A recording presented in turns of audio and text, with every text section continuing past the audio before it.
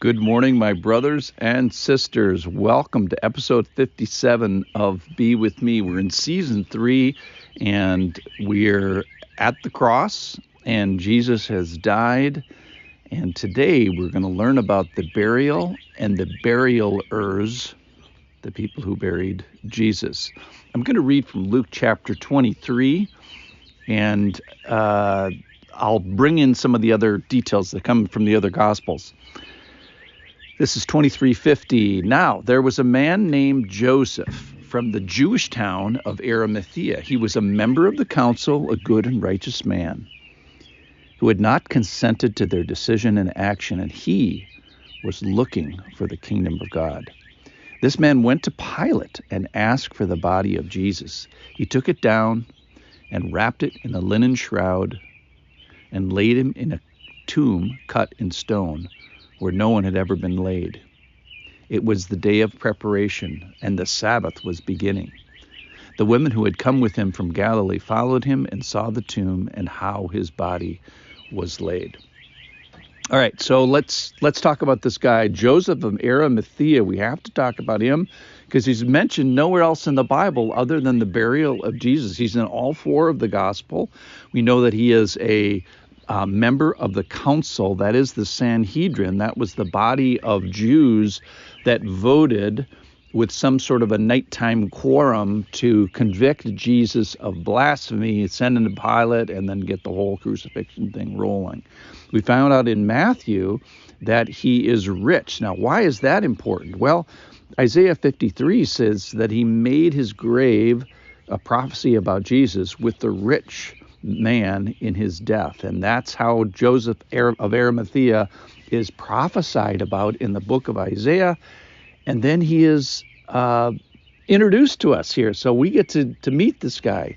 We find here from this gospel in Luke that he's a good man, he's a righteous man, and that he had not consented to the decisions and not consented to the actions. So this was not a unanimous quorum that they had. I think the number was they had to get 23 out of the 70 guys to consent to this conviction. And then we find out he was looking for the kingdom of God, which is a cool thing. We find out in Mark that he was respected, and Matthew tells us that he was actually a believer. Now, John said he was a disciple of Jesus, but secretly for fear of the Jews. So we find out that he was afraid. And then the other detail in John, which is kind of neat, is that Nicodemus also joins him. Now, Nicodemus is a great favorite of mine from episodes 209, 10, 11, and 12. And we find out that Nicodemus brings 75 pounds of spices, which were incredibly expensive. If you buy them at Walmart today, it's $139,000. So I would direct you to those. Those are some of my favorite episodes of all time. Okay, so we find out that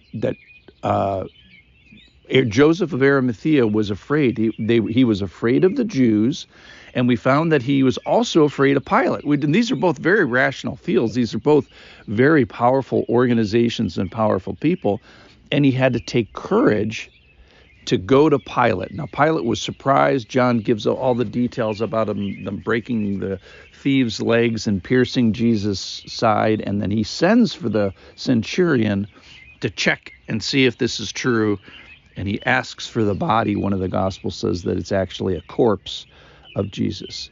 So then Joseph of Arimathea takes it down, wraps it in a linen shroud. Matthew tells us that the linen shroud was clean. So there's this dignity and value that is added to Jesus after the shame of the cross and the suffering of the cross. So then what happens? So then he lays it in a tomb. We find out that it's nearby. Nobody had ever been laid in it. It's in a garden. It's relatively close at hand. And we find out that from Matthew that it's his own tomb. So Joseph of Arimathea, perhaps he was a bit on the aging side when he was thinking about it. So he cuts a stone tomb, has someone chisel out in the rock a tomb for himself, and then generously, I suppose, gives it to Jesus. Then we find some heroes of the resurrection, which is Mary Magdalene, another favorite of mine, and another Mary, who's the mother of Joseph, probably the same as Joseph. That's from the Gospel of Matthew.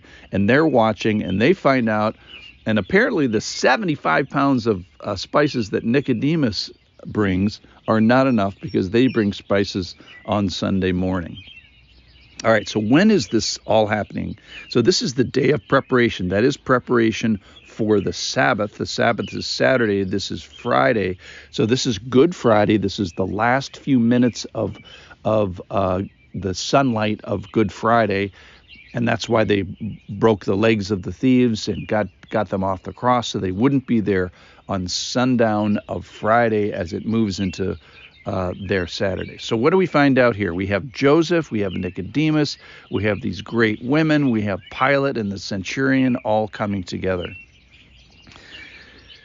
So we have a man who's looking for the kingdom of God. He's a secret disciple. He's got some fears, rightly so, of Pilate. He's got fears of the Jews, and he goes public in a big way and goes to Pilate.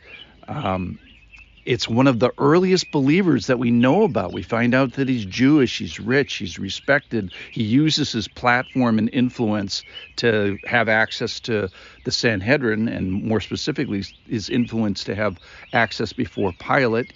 He kind of marshals his courage, and he goes from kind of looking for the kingdom to doubling down on the kingdom. He goes public, and we find out he's a disciple and a believer and a courage.